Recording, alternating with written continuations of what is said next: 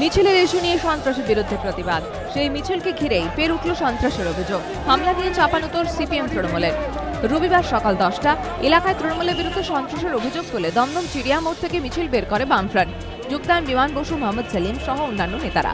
অভিযোগ, প্রথম থেকে মিছিল করতে বাধা দিচ্ছিলেন স্থানীয় তৃণমূল কর্মীরা।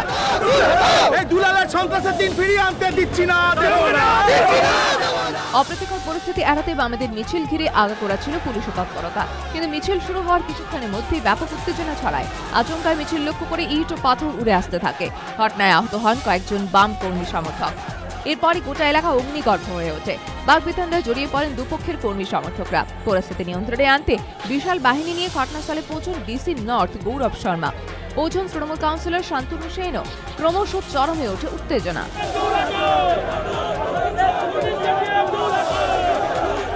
বাম নেতৃত্বের অভিযোগ, মিছিল বানচাল করতে হামলা চালায় তৃণমূলই।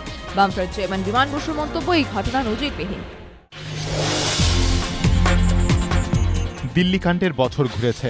মাত্র এক সপ্তাহ আগে সেই ঘটনার প্রতিবাদে আর নির্যাতিতার স্মরণে সরব হয়েছে দেশ। কিন্তু পরিস্থিতি কি বদলেছে? বদলেছে কি মানসিকতা? আদৌ কি নিশ্চিত হয়েছে মহিলাদের নিরাপত্তা? ফের একবার সেই প্রশ্নটাই ভীষণভাবে প্রকট করল মালদার ঘটনা। দিল্লি কাণ্ডে নিগৃহীতার মতোই, যেখানে ধর্ষণের পর নৃশংস বর্বরতার শিকার এক 13 বছরের স্কুল ছাত্রী।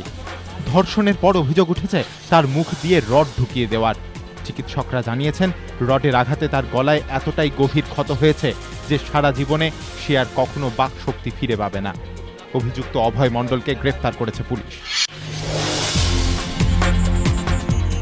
বড়দিনের উপহারের মোড়কে শহরবাসীর দীর্ঘদিনের দাবি পূরণ। মেট্রো এবার রবিবার দুপুর 2টোর পরিবর্তে সকাল 10টা থেকেই এদিন দমদম স্টেশনে পরিষেবার সূচনা করেন রেল প্রতিমন্ত্রী অধীর চৌধুরী। এতদিন রবিবার মেট্রো পরিষেবা মিলত দুপুর 2টো থেকে রাত 9টা 45 পর্যন্ত। এখন রবিবার সকাল 10টা থেকে দুপুর 2টো পর্যন্ত আধ ঘন্টা অন্তর মেট্রো পাওয়া যাবে। 2টোর পর থেকে রাত 9টা 45 পর্যন্ত মেট্রো মিলবে অন্যান্য রবিবারের মতোই। সম্প্রতি বিষয়টি বিবেচনার জন্য রেল প্রতিমন্ত্রীর কাছে পাঠায় রেলের স্ট্যান্ডিং কমিটি, যার প্রেক্ষিতে মেট্রো জেনারেল ম্যানেজার রাধে শ্যামকে প্রয়োজনীয় পদক্ষেপ করার নির্দেশ দেন অধীর চৌধুরী। এরপরই পরিষেবা চালুর সিদ্ধান্ত হয়। রবিবার সকাল থেকে পরিষেবা চালু হওয়ায় খুশি যাত্রীরাও। মেট্রো রেল সূত্রে খবর, রবিবার সকাল 10টা থেকে দুপুর 2টোর মধ্যে 55,096 জন যাত্রী মেট্রোয় উঠেছেন, যা থেকে মেট্রোর আয় হয়েছে 5,74,559 টাকা, যা অত্যন্ত ইতিবাচক বলে মনে করছে মেট্রো কর্তৃপক্ষ।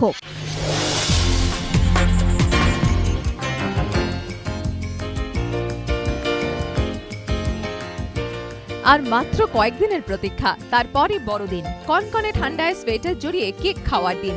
কিন্তু এই বছর সেই আনন্দ মাটি হওয়ার পথে। এখনো দেখা নেই জাঁকিয়ে শীতের। শহরবাসীর মুখে একটাই প্রশ্ন, স্যান্টার সঙ্গে কি শীতও আসবে শহরে? উত্তর নেই আবহাওয়া দপ্তরের কাছে।